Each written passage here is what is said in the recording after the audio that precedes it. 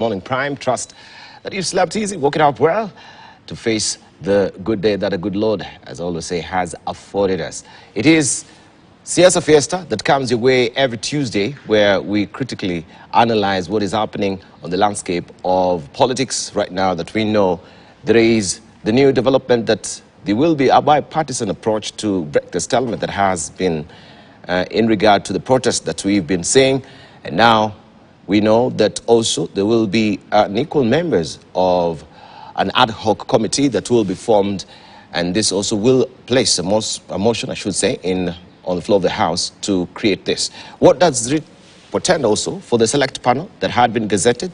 That is Dr. Nelson Makanda's panel that right now also had sent out applications, and we saw 929 Kenyans applying for the positions of the commission of the IEBC. We'll be looking at that to the panelists this morning. I'll be joined much later by the deputy majority leader, I should say, in the National Assembly. This is Owen Bayer.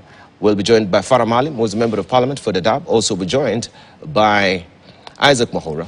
Isaac Mahora is a politician, and also will be joined by Dr. James Nyikal, who is a member of parliament from Seme. But before that, let's see what is fresh off the press this morning. We begin with the bold paper. This is what is headlining the front page of the Standard today. Hope after demo deal is the splash. Hope after demo deal. After incessant pressure, both locally and internationally, President William Ruto and Azimio leader Raila Odinga climbed down from their positions and agreed to dialogue. A move that has been received with jubilation, I should say, across the country, with traders, church leaders and politicians hoping for long-lasting solutions. You have the story on page 4 and 5 of the Standard this morning. And business community loads peace gesture, looks to recoup losses met during the demonstrations, with the hope issues will be ironed out. Also, we have DPP dropping cases against politicians. Police had lined up, I should say, for prosecutions over the violence and property destruction. President convened meeting of government leadership in Parliament to brief them on the going-ons and kickstart the formation of the bipartisan committee. Now, church leaders and U.S. Senator Andrew Coons believed to have played the central role that got the two leaders talking. That is just a snippet of what we have on page 4 and 5 of the Standard today. On top here, Mukumu girls closed after 2 die of cholera, and Kenyans reduce fuel power use after prices soared. This you'll find it on the Financial Standard inside the Standard today on page 4. And scramble for dominance in school games. That is all laid out for you on page 38 and 39 of the Standard. Looking at the side, but Trump gears up for tough court battle. And also we have NIE that is keenly looking on matters academia, that it comes in handy for you every Tuesday as well. And Kenya set to launch satellites. Kenya set to launch Taifa-1 satellite, one of its kind, joining many in Africa as well. That is tucked away on page 14 of the Standard this morning. This is how it looks. Make sure you grab a copy of the bold paper. The Daily Nation is up next. Search for Ruto-Raila deal starts. Search for Ruto-Raila deal starts. Details emerge on the talks that led to truce. This is what the flag is reading here. Politics. Ruto on Sunday extended an olive branch to Azimio leader Raila Odinga, who called off the protest. And here's a roadmap. A day after Azimio chief Raila Odinga called off anti-government protests in response to President William Ruto's offer for consensus in the recruitment of poll commissioners, the two sides hit the ground running as they met separately to pick representatives to the team that will formulate terms of engagement. You have the story on page 4 and 5 of the Daily Nation. There is a book serialization that has been ongoing, both on Standard, also on inside the Daily Nation. The day I almost sacked Oswago, former IEBC chairman Isaac Hassa reveals how former CEO James Oswago and his personal assistant led a media campaign to cast aspersions on the integrity of commissioners, while raising his profile as the main person behind the success of the electoral body. He reveals how then Prime Minister Raila Odinga intervened to save Mr. Oswago from the sack. You have this story on page 2, 3, and 10 of the Daily Nation, an excerpt there from Isaac Hassan's book. Also, Kenya's debt up on weak shilling. And it says the weakening of the shilling has increased Kenya's foreign currency debts by at least 350.6 billion shillings since the start of this year alone, as the local currency yesterday stayed at a historic low of 132.52 against the greenback. You have the story on the back page of the Daily Nation this morning. 132 current dollar exchange rate. A weak local currency means Kenya requires more shillings to pay the same debt. Let's see what the flagger, not really the flagger, but the teaser on top here is all about, and is on the demise of two students who passed on at Mukumu Girls. The crisis there, Sacred Heart in Mukumu Girls High School in Kakamega County, was yesterday closed for the remainder of the term following an outbreak of a yet-to-be-disclosed disease that has killed two students and left several girls hospitalized. You have a story on page 7 of the Daily Nation today. Death of two students sparks fear over safety in schools. Also, the Healthy Nation today, struggling of our pandemic babies. Mothers who gave birth during lockdown cite delayed milestones for their young ones. Find all the details there. And space race. Kenya set to send its first satellite to space. The satellite will be launched into space by the Falcon 9 rocket owned by the Space Exploration Technologies Corporation, that is SpaceX, next Tuesday from Vandenberg Base in California, USA. You have the story on page 8 of the Daily Nation this morning. This is how it looks. The Star is up next. Ruto ICC seed threat forced Raila to call off demos, it says. That is a splash today. And on top here, we have the flag reading diplomacy. Western diplomats said Azimio had no grounds for insisting on protest. President refused to meet opposition leaders to discuss power sharing. And that is all fleshed out for you this morning on page 8 of the Star. Mukumu Girls closed after suspected food poisoning deaths. And you can see parents coming to pick their children there. Hundreds taken ill. Mukumu Girls High School students sent home after it was declared closed by Kakamega County Director of Education Dixon Ongonya yesterday. Also, Teming Grid hospitals face 3 million shillings fine for prior admission fees in new bill. Hospitals face 3 million shillings fine for prior admission fees in new bill is another story that you want to follow on page 8 of the Star this morning.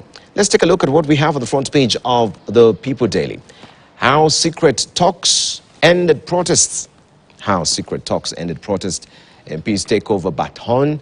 Your senator, religious leaders were at center of high-level negotiation that led Ruto and Raila to back down and end violent protests. Ball is now in the court of MPs to form bipartisan team and unlock IBC deadlock. Selection panel in limbo. That you have it on page 4 and 5 of the People Daily. And here is President William Ruto meeting with parliamentary leaders, including National Assembly Leader of Majority there, Kimani Ichung'wah, and his Senate counterpart, Aaron Cheriot, to strategize on how to initiate a bipartisan approach on selection of new IBC bosses. Azimio is expected to hold a similar meeting, and of course we'll give you all the details of that as well. This is what also Archbishop Martin Kivuva said. Stakes were high, and we told the two leaders that they will be held responsible should the country ban. Also, ODM made my job hard, says the former IBC boss in new memoir. You can read all about it in Newsbeat on page 6 of the People Daily. Still on Newsbeat on page 12, Tech to Tem Road Carnage. Murkomen unveils raft of measures, gadgets to make driving safer for all. That is the People Daily. This is how it looks. Make sure you grab a copy. And also Russia furious as Finland joins NATO. That is on world news inside the People Daily. Wanaohofia handisheki, their faces are splashed here. Kimani Ichung'wah, Ndindi Nyoro, Evans Gideron. We have also Kalonzo Musyoka. Waogopa ushirikiano wa kikazi baina ya Ruto na Raila huenda ukazima nyota zao za kisiasa. Or is that so? You can read all about it. That is Karata. It says Gachagua ana mashaka kuhusu kujirudia kwa masaibu yaliyompata Ruto chini ya Uhuru baada ya mapatano ya wa 2018 huku, that is 2018 I should say, huku waasi wa ODM Nyanza kama vile Kidero na Owalo wakiogopa kupoteza usemi waliokuwa wameanza kupata. Kwa upande mwingine, Kalonzo na yamkini Karua wana wasiwasi wa kupoteza umaarufu wa kisiasa waliokuwa wameanza kujijengea kwa kukosoa serikali. You have that story on page 2 of Taifa Leo. Let's see what we have on top here. Vileo serikali kisita kutoa hela za kaunti, magavana walia kutopokea mgao wao tangu Disemba 2022. Afrika tukataeni ushoga, ahimiza Rais Museveni. Kiongozi huyo wa Uganda ayashauri mataifa mengine ya bara hili yaige mfano wake. That is the story that you want to follow on page 8 of Taifa Leo this morning. Wanyonge wa EPL, Chelsea na Reds wakutana. Gonjwa hatari la misuli kujikaza. And maswali magumu baada ya vifo mawili shuleni Mkumu. That story is on page 5 of Taifa Leo this morning. As always, let's buckle down to business after Taifa Leo. How Ruto team triggered a boardroom coup at KCB is a splash this morning. Treasury calls for ouster of chair and a director. Also, state backs Joseph Kinyua bid as new chairman. This is a story here by Jaindi Kisero, and it says the Treasury has pushed for the ouster of 2 directors at KCB Group and the elevation of former head of public service Joseph Kinyua as chairperson of the bank in a boardroom coup aimed at asserting the influence of the Ruto administration. Treasury Cabinet Secretary Njuguna Ndung'u has demanded that the tenure of Andrew Cairo be cut short ahead of the bank's annual general meeting. Let us in by the Business Daily shows this. The state has backed Mr. Kinyua to replace Mr. Cairo as chairman after the former head of public service joined the KCB board on March the 24th as a non-executive director. This mirrors a script at Safaricom where lawyer Abdil Kawaja joined the board in December before replacing President Uhuru Kenyatta's ally John Ngumi as chair of the telecoms firm. You can follow the rest of the story on page 2 of the People Daily this morning. Also, middle class keeping cars at home to cut fuel consumption. Fuel consumption in Kenya, excluding the pandemic year, has fallen for the first time since 2017, pointing to a softening economy amid record high prices and reduced vehicle sales by formal dealers. Direct Line doubles profit to 252 million on premiums rise, and Direct Line has doubled its net profit for the year ended December 2022. You can read the rest of the details there inside the People Daily. Let's cross over to Uganda to see what is happening. Missiles outbreak scare hits schools. That is a splash there. There's a missiles outbreak in Uganda there, and children are scared. Schools are scared as well. And also, grandfather held for burying girl alive is another story you can follow. And there's a clergy here, Luwero West. Buwenzori gets new bishop or new bishops. You can see one of them being carried here. That is happening in Uganda. In Tanzania, the path to Vision 2050, that is what is headlining the front page of the Citizen in Tanzania. What Kenya truce means to business in the region. This is all about the dialogue, the pending dialogue, and that truce between President William Ruto and Raila Odinga, and what it means for the region as well. No sugar crisis this year, board assures Tanzanians, and that's how it looks. Also, management of state-owned fuel farm suspended. You can read the rest of the details inside The Citizen in Tanzania. Let's see what is on the front page of Mwananchi. Vigogo wanne TPDC, ripoti ya waweka kando. You can follow all the details also inside Mwananchi. Mambo sita muhimu kuibadili Tanzania. That is a strategy there. You can read all about it inside the Mwananchi if you're waking up in Tanzania. Let's see what is happening in Rwanda. Also, women in informal sector request for tax exemption during maternity leave. Women in informal sector request for tax exemption during maternity leave. Women working in the informal sector make up 40 to 60% of total working women in Kigali. That story continues on page 3 of the New Times. And also, farmers to get low interest loans in $300 million project. That is what Prime Minister Ngirente is saying. And fathers need longer paternity leave. Here's why. This is the New Times in Rwanda. In a moment, I'll just show you also what we have on the front page of the East African and China Daily as well, and other dailies and news magazine, The Economist, New Times, Barron's as well, as we continue with the conversation. But I'll be remiss if I don't invite my guests who are already here, just, of course, to acknowledge them. They've woken up early, beating up, of course, the cold morning, and also showers in some parts of Nairobi as well. I'm holding court this morning with Owen Baya, who is a deputy majority leader in the National Assembly. Also, we are holding court with Isaac Moura, who's a politician, and we'll be joined momentarily by Dr. James Jikal, who is a member of parliament for Seme, and Farah Malim, who is a member of parliament for Dadaab. Good morning, gentlemen. Good morning. Morning, morning. Yes, thank you. Thank you very much for joining us. Good. Yes, maybe you should tell me how you are. Yesterday was a busy day for you, Owen. Yeah.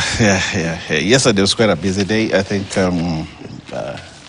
late evening the previous day, the president called and said that we need to meet. Yes. And to start looking at what he had pronounced in the issues of the dialogue between us and Azimio. Yes. And we were at State House very early, and the president, characteristic of him, was there very early. And we had a discussion on how to move forward the olive branch that he had offered the Azimio coalition. Yes. Yeah, so it was quite a busy day, but fruitful. Quite fruitful. And I think the president has goodwill. The president intends what he says, and hopes to achieve for this country peace and prosperity through the dialogue. And I think this will be a very inclusive process. Indeed. Yes. And of course, you will lay it bare for us as well. Yes. Moving on, Yes. what are some of the intrigues of this bipartisan approach? Okay. There's so many things hanging in the air right now. What does it really portend also for the 7, of course, selected panel Yes. that was to make sure that at least we have the process shaken into place of getting the commissioners as well.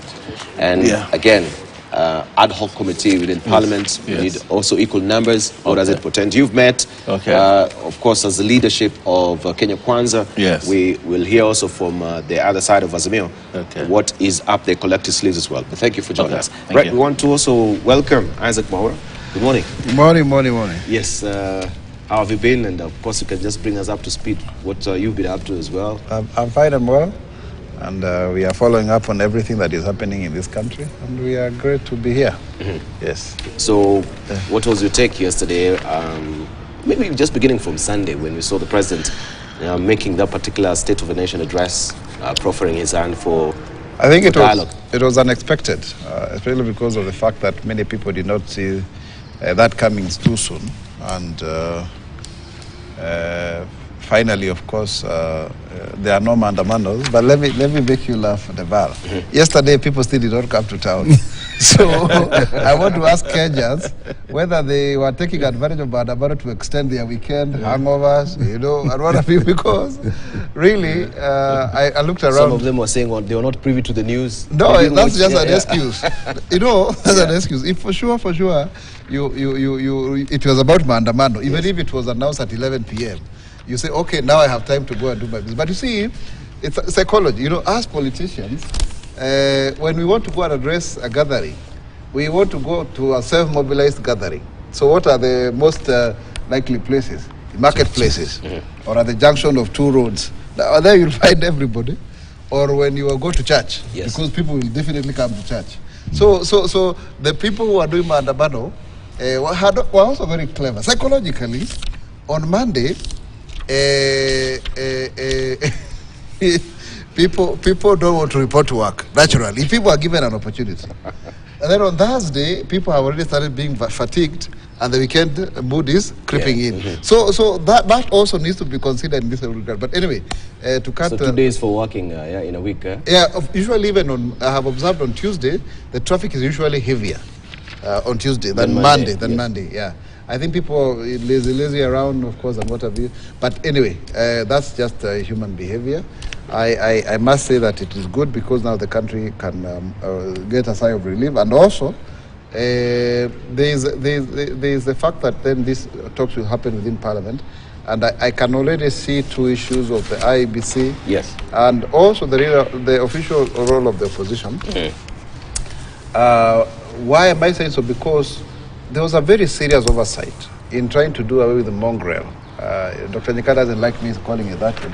But the mongrel that was the previous constitution, where you had a mixture of presidential parliamentary, but then we did away with the official leader of opposition role. Excuse me. And in an African setup, that I think, if I cannot say African, if it helps to advance this argument, that is not right, because whoever was second should also have a forum to canvass his ideas and to also, you know, influence public policy in that regard. So I think that is one of the things, and I really commend His Excellency the President for his foresight, because he had already written a memorandum to the National Assembly and the Senate in that regard. And by the way, it had not started there. He raised that matter immediately. He was declared president at Bomas. Yeah, because of course it could have gone either way. In fact, if you can play back your clips, you'll see just before that day morning, he said he called Raila Odinga on 15th of August to discuss the opposition role, because it could have been either him or Raila Odinga. So I think he used his own discernment, he knew this was bound to come. Yeah. And even having that particular memorandum as well was trying to tame the whole situation before it blew up. Exactly, and also he's not had it extend for a longer time. So there could be other issues that Dr. Nyika can address of what Azimio is raising, but generally for me I think that is an issue that is very, very clear, so that then we can see what is it that we can have in terms of bipartisan approach for the sake of this country. Generally, personally, I'm happy. It was a prayer item. The Bible, you are a born-again Christian like mine. And so for me, peace is important. And by the way, let me say on the record here, because it is important. The Bible is very clear. Revenge belongs to him. Vengeance is not for us human beings to do. That's one I want to say very clearly. I think there is a way in which we were going that for me was not acceptable. It's good, even if somebody has aggrieved you, then you move forward in a certain direction so that the country can move forward. Thank you. All right, let's hear from Dr. Nyika. And Dr. Nyika, also as a member of the Health Committee, I know this has piqued your interest, especially what we have on the screen right now on Mukumu girls, with the suspected food poisoning deaths that has not been established yet. At the Dailies, they say it is cholera as well. So it has been closed indefinitely until the investigation is done. Of course, we know most schools will be closed soon because of also the holidays as well. But with this latest development, maybe just to pick up from you as well, what has been your assessment? Before we actually go to the politics of it, yes. Well, the first thing that you said, which I didn't have before I came here, I knew there are issues in schools, is that the school has been closed. That has bothered me. If you have an infectious disease and it is in an institution, yes, and when you have it there, remember some of the people may still look well, but already have the problem. When you close the school and send them home, you spread the disease. Sometimes it may be better to actually contain them within the school, separate the sick ones and take care of them, than closing the school and sending everyone. Because the next thing you hear is that wherever they have gone, the disease has broken out there. But I guess maybe they checked and confirmed that everybody as they were going home were okay. But if it is food poisoning, those are things to do a lot with hygiene. The most likely thing I would be thinking about is what is their water source, the source of their water. The next thing I will have to do is look at the people who are preparing the food. Do they have the certificates? Because people who are preparing food for public places, hotels, schools, should actually regularly be checked if they are healthy enough and don't have any diseases that they can spread through food, handling of food. So I think it's a matter that I think they should be able to contain it. They should by now have known what it is. It shouldn't take very long. If it sounds like it was a diarrheal disease, or maybe some vomiting. What the Dailies are saying it was a cholera? Yeah, that's what I'm saying. So from your assessment, you think they should have been quarantined? I think that's what I would have done.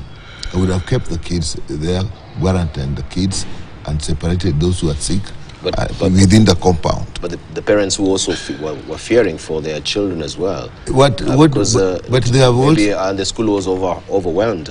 But they also have their children, some children at home, and their relatives at home. So if they're fearing for this one or two, what about when they go home and infect the others?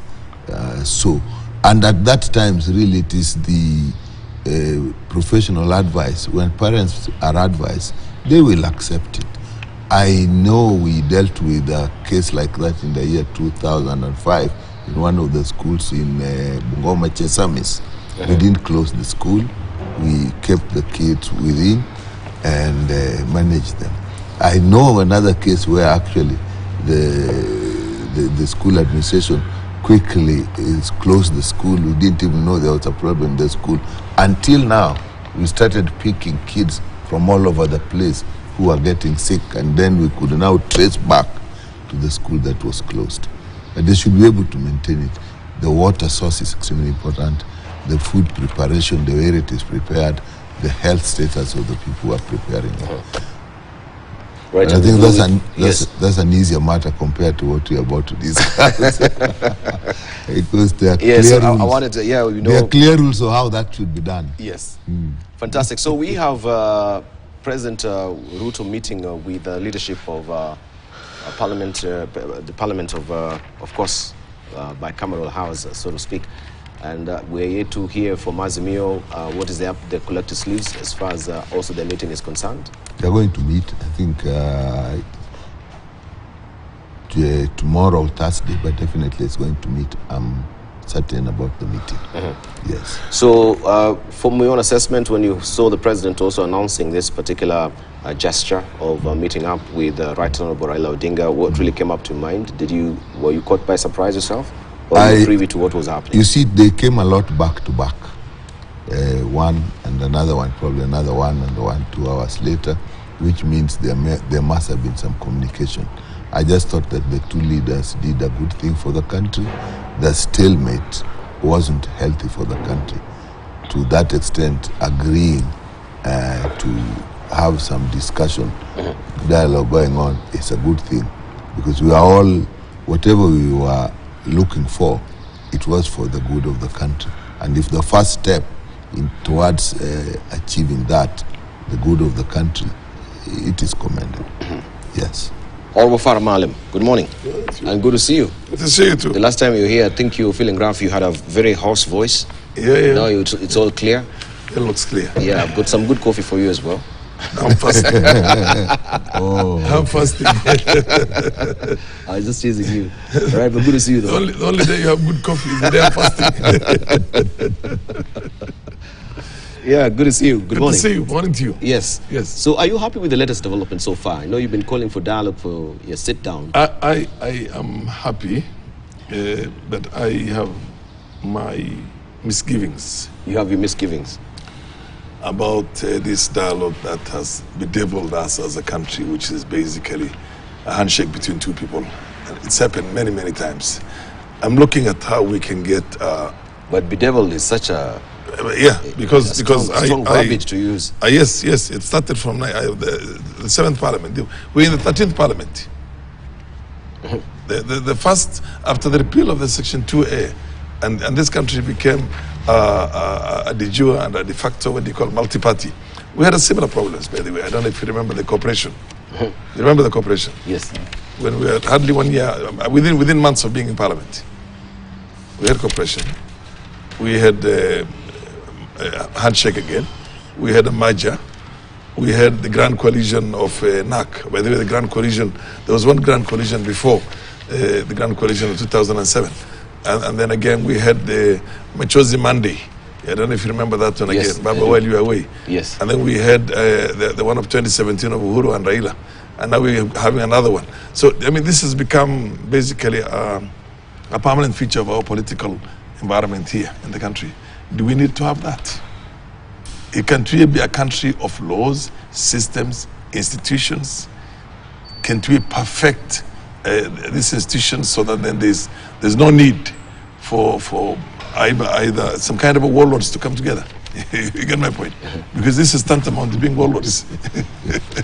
And only then will Kenyans get peace. Because we have this powerful warlord and this powerful, one has the instruments of government, the other one has another close to 50% or 50% of the population. So one has an issue with the other one, so each one of them, this is not the way things are going to be done in this country.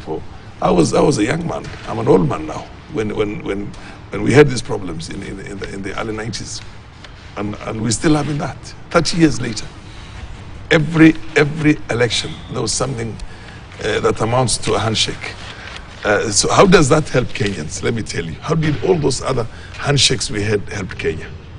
I mean, these are two guys who've been calling one another names, and yesterday you could see them in the best of mood.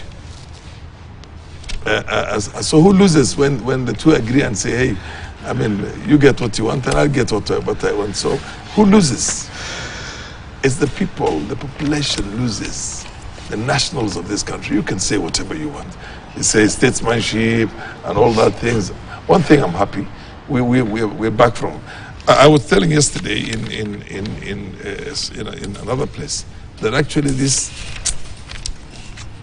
rapprochement was forced by the Americans because the senator came with a message from Biden and a very powerful message, in which he told them, you stand down, you stand down.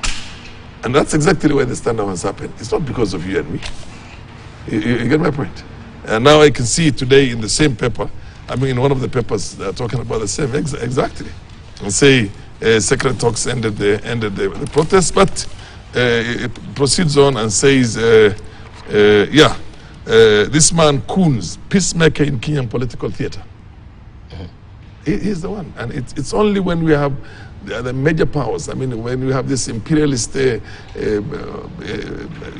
overlords, they come to our leaders and tell them, hey, you're looking at ICC right in the eyes, and then, are you going to have trouble restrictions? Then we come down very fast, very, very fast, and they will say, oh, they've come together. So what is in it for Kenyans? How is this going to help the cost of living? How is this going to help us in having institutions that are going to serve us for posterity without having to depend on individuals? This country has got to be a country of laws, rules, institutions, and systems.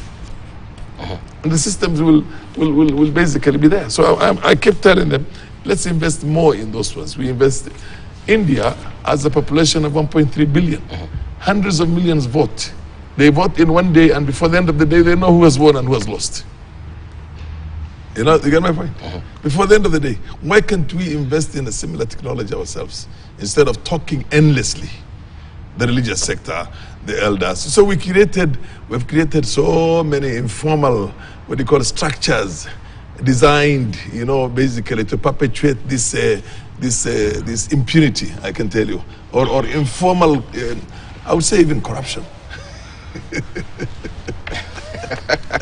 All right, Father. Thank you for those introductory remarks. We'll hear from you. But I want just to come up and now discuss these things more intensely.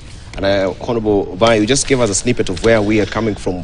First of all, let's just begin from the selection panel. Yes. That is the Nelson Makanda selection panel that had been, of course, gazetted as it is. Yeah. And they had begun the process now of sending out the advertisements. The applications were there. We have so many people who were interested also to be the IBC, including also Swago, the former CEO of IBC, who was also shortlisted there, or had made an application, not shortlisted yet. But the question is, so what really becomes of this selection panel, since now we are going to begin the whole process afresh? Thank you very much, Dibal. You see, this is a bipartisan approach. The world over, if you look at democracies like the United States and even in the UK, India, bipartisan approaches have been used in Parliament, especially when you have issues that are cross-cutting, issues that affect the country. Parliament usually says, hey, you guys, you're the opposition, we are in government, but why don't we close ranks and look for a way forward? This is what is happening. The president feels that a lot of the issues that have been discussed, and he says we need to look at it from the constitutional perspective and laws that are available, so that when we do what we want to do, it is within the constitution. So he has asked Parliament to ensure that they carry out the process as a house that is mandated, yes, to oversee the selection process of the new IBC commissioners, because the selection process of the new IBC commissioners is actually domiciled in Parliament. Parliament actually gives the support, so that now you have a selection panel that is in place. Now this selection panel is was put together by Parliament. You have someone from PSC, you have someone from the political parties liaison committee, you have people from interreligious organization, you have people from different organizations, from LSK as well. And also I think we have some excuse me. From who has been nominated by Parliament. So we put this whole team together. But now when we have a bipartisan approach, because this process is put together by Parliament, Parliament has, as we start this new thing, Parliament now can say, hey, wait a minute, I think we need to reconstitute based on the law that is available. But this law that is available, does it provide for a constitution? Can Parliament now pull back and say, Public Service Commission, you move out, we want to bring someone new? Or can LSK now say, you know, we want to... There'll be that whole discussion. That is why the bipartisan approach is properly domiciled at Parliament. It is Parliament that will make these decisions to who drops a member, which organization drops a member, which organization brings in more members. And this is a situation where now Parliament, the Azimio side and the national, the Kenya Kwanza side will need to sit down and make a decision. Now, when that decision is made, it will definitely affect the selection panel. And the selection panel will might be reconstituted, or as Mia could say, it is okay. The selection panel that is already there is okay. What we need is for it to be more transparent in selection of this. Or they might say, let's change it. It might call a review of the law. Might call a review of the law, the existing law.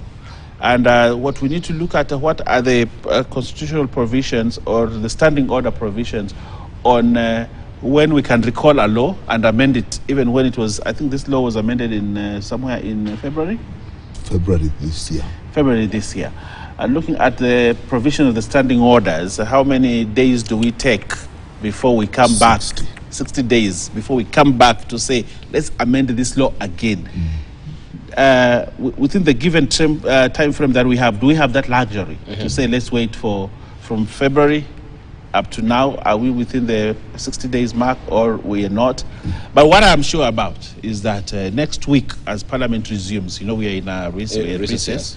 As Parliament resumes, we will table a motion in Parliament, a motion that seeks to constitute the bipartisan team. Already we have a team in Parliament, the one that is looking at the memorandum, the one that is looking at the constitutional amendments. We already have a team in Parliament. Yes. But then we need to look at, do we want to continue with that team and give them the mandate, or do we want to bring in new members?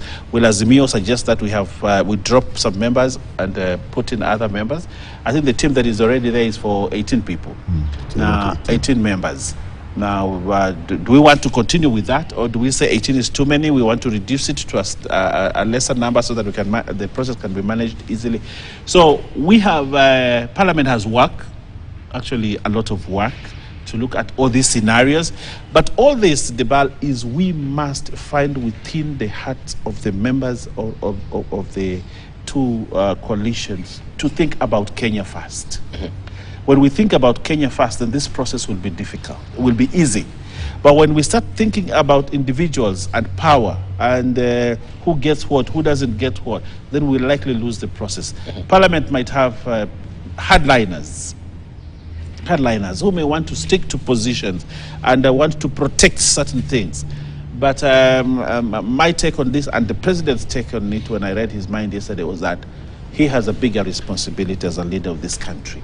And as a leader of this country, he wants to ensure peace prevails in this country. But when all said and done, Kenya is bigger than all of us. And the president's word to us was, Kenya is bigger than all of us. We must drive a process that is all-inclusive and a process that will bring peace to this country, and also a process that will bring respect to institutions. And that's why he doesn't want this to be a discussion between him and Raila Odinga. He wants this to be a discussion about within Kenyan institutions, and Parliament is the institution he has identified as a representation of the people and as an institution that can carry out this mandate without having to bring personalities, but to look at the law, create an institution. IBC now, when reconstituted, must be an institution that is respected by Kenyans, not because this commissioner was appointed by this politician, or this commissioner was appointed, or the chairman was appointed by the president is very clear about it. Let the process be such that when IBC is reconstituted, everybody has respect for it, because Parliament is a respected institution, midwifed an IBC that can do a good job. All right, so you mentioned that there could be a possibility of reconstituting the same panel. It's not been disbanded yet, the selection panel as it is. Yes. But this is the same panel that I think Azimio had scruples with. Do you think they're going to agree to reconstitute or have the same selection panel? Or you want fresh faces as it is? I know you're not holding... Let me make it very simple. You see, you are in you built a house, and you started living it, and then you suddenly find it's not working very well. Maybe the kids don't like this room or this room, and then you say, okay, let's look at this house again. That statement, let's look at this house again, means that something is going to change in the house. So when we say there's an issue with the IBC panel as constituted, let's look at it. That statement alone means it can change. And let me put it, as we are talking here, and we are also leaders and representing certain, we have also be really careful that where we have reached, we are happy that discussions are going on. So we must also show when we are here that the limits, and give the people who are going to talk, so that we don't preempt some of the things that they are going to do. But I can simply say, when you agree, let's talk. You agree that what you are talking about can change. How it changes, what it will change, you can't discuss here, or you can give your own opinion, but it would have been better if somebody else who is not likely to discuss that later is the one who is saying it. But for us, for me, I would say, let's accept that those changes are possible. Because if you go with a tight heart, then already you are taking a hard line. So you must go relax, say, hey, good man, now we can talk with Honorable Baya. Now we can talk with Honorable Baya, look at each other and smile, That's healing for the country. But my answer to it is very simple. yes, possibilities are there because we have said we want to. But I'm inclined to wonder what was so wrong with the selection panel that Azimio were really against it. The constitution and the possibilities. What about the constitution? The numbers that were there, actually, the issue with the Azimio was that there should have been more representation of the parties rather than the institutions like public service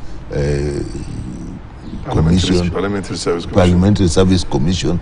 Those are institutions, and institutions by their very nature are actually loyal to the establishment as it is. But when you go into politics, then you will find that the parties would really want something that is more representative. But if you're dealing with institutions, the institutions are more likely at any time. Whoever is controlling the system is in power. Institutions are more likely to be loyal to them. But Dibal, as I said, I think the best thing to agree now. Those are the reasons. One of the reasons that we were on the street. We found that the street, we know, and it was expected, and we have experienced that was not good for the people of Kenya.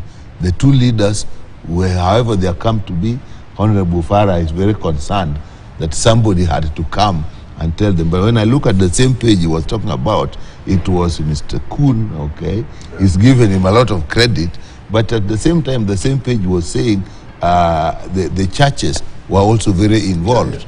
The churches were very involved. And if there's a crisis, really, people come from all places. When two leaders then make a decision, you can't know which one actually, unless you were there or a gun was held on their hands, whatever sort. But we don't know that. What we know is that the foreign countries were concerned and expressed their view. The churches were concerned and expressed their view.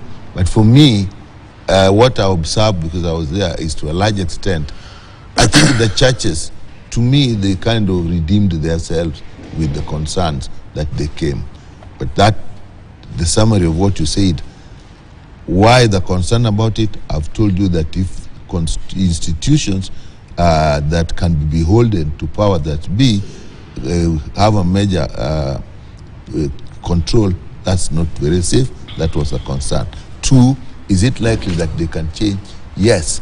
If we're concerned about them, we must go to the Cebu saying, yes, they can change. Three, what are we looking at? We are looking at Parliament. The choice of looking at Parliament is because if there is any change to be done, it must come through Parliament. And that is how we use the laws that exist. And these bipartisan things, it was used. Honorable Farah can even tell us more about IPPG. I think you were there at the time of IPPG. Again, it was the same thing. So, really, I tell you, nature just works to a large extent in the same way. But human beings come and they think they have brought another thing, but it's just the same way that you must always come together. All right, let me come to Honorable. But even when we go back to IPPG, if you dial back to IPPG, I think that's a bit far-fetched, right? We can come closely to 2017. I think there was also the Joint Selection Committee still on the issue of IBC, if you may remember.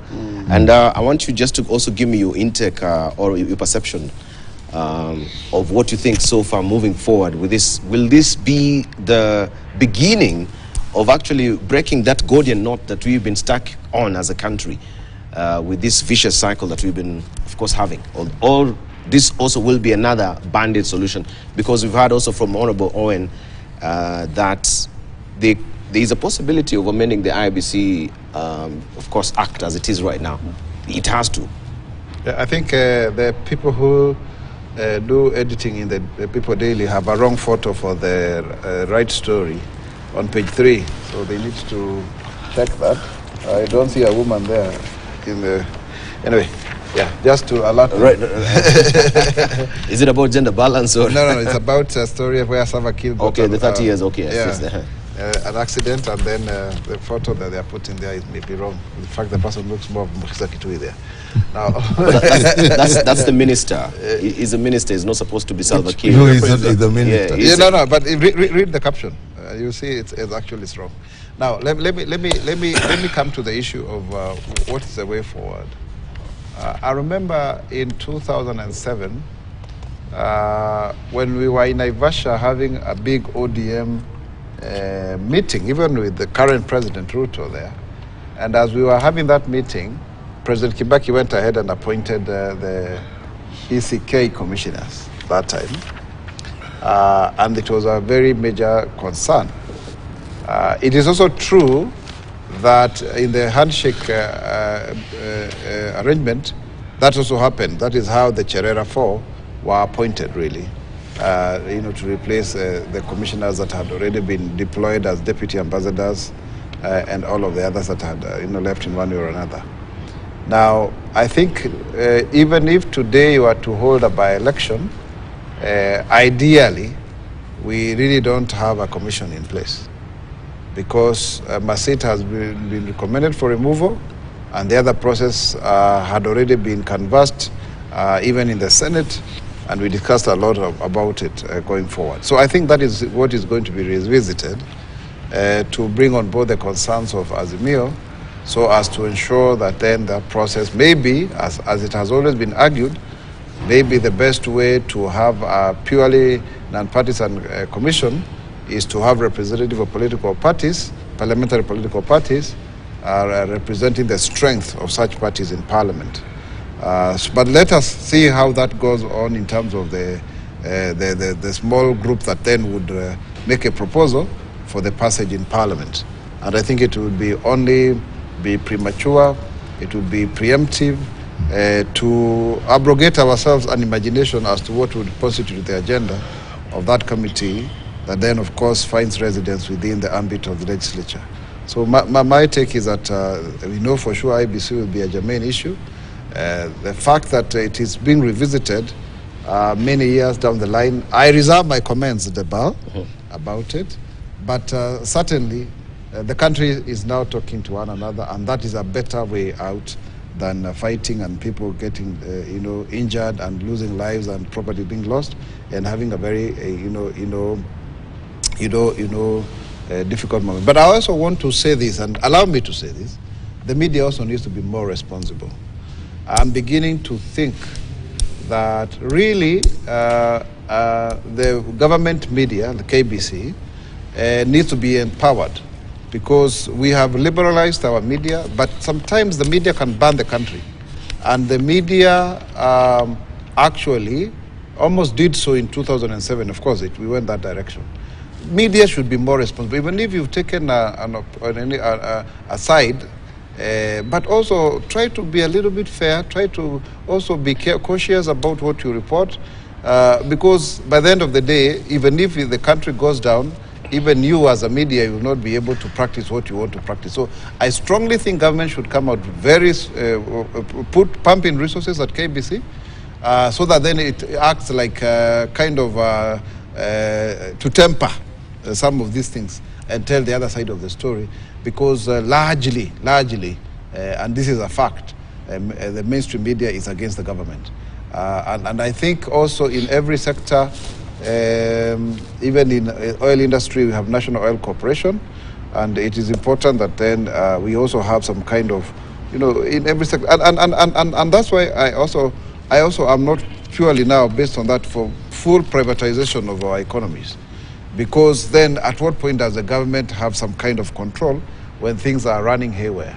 The same case, even if you look at the judiciary, and I thank God that the president was there yesterday, that you also restrain yourself also, because you cannot also be seen to be curtailing the powers of the executive to the extent that the executive cannot exercise such powers. So that kind of understanding, that kind of sobriety, I hope within this space of dialogue, people may also want to pull back, not to encroach, not to build, just because they have the liberty to do so, and their rights are enshrined in the Constitution. Because even those rights, of course, are limited, but it's more important if they self-restraint, so that then we also are able to move the country forward. Otherwise, there's a way in which then, even if today you, Debali, you are president, you may not be able to govern. And that's a reality that we are finding ourselves into. so that then, I mean, we must allow the one who has been given the mandate, even for those of us who didn't make it at the constituency level, we allow those who became elected, whether fairly or unfairly, by the way, to proceed. And like yesterday, Roiro constituency, where I had run for MP twice actually, lost an individual, one person, may so rest in peace, and others were injured, where there was a stampede for bursaries because there are so many, over 500,000 people who live there, and you have just one member of parliament instead of about 4. So you can see that crisis, and I thank God that we should address that issue in 2024. Thank you. So what I'm trying to say in short, we must also look, the sense of patriotism in this country also needs to be bolstered, so that people are not just patriotic to their party leader or to their ethnic community and to those such other persuasions. We must always look at the bigger picture in Kenya, because I don't think God made a mistake to have us coexist. I don't think God made a mistake. And I don't think somebody can stand here and say that they have a right more than another, even if they come from a more populous community. Because God knew that there will be minorities in this country and majority. Thank you. And so therefore we must also say, even if it was a product of colonialism, we are one country called Kenya. Right, thank you. All right, when you circle back, I want Farah also just to pick up on that editorial cartoon that we have on air right now, if we just have it in full. Reason at last, this is what Stano has drawn, conditions, as we can see it right now, where we have the big buffalo. Farah used to take buffalo as well, yeah? And now they have to slice the buffalo, but they've been very categorical from the Kenya Kwanza. There is no buffalo this time, Owen. But Farah will tell us the history of buffalo and how it has brought some peace, of course, in this country as well. We have also Garo drawing this editorial cartoon. You're talking about media and the freedom of expression. And I think it was a bit unfair for Isaac Mwaura to just say that media has been against Kenya Kwanza government. That is a very broad statement, a broad brush statement that you've used to just paint on all journalists as it is. And Gado here is saying, while in the street is that you are vindictive, thin-skinned, vengeful, and petty. And of course, you can see what really happened to Gado after that. What were you saying again? Then you have the ellipsis and the question mark. And we have also today in the Daily Nation, let sense prevail. We can see who is there. That is Raila Odinga with his, of course, the protest fatigue, and President William Ruto. They are sitting actually on these branches, which we can see it's been sowed there, it's ready to fall. When we circle back, of course, Farah will tell us more about the buffalo and what it does for this country. We take a short break right now. So I beg to leave. You beg to leave?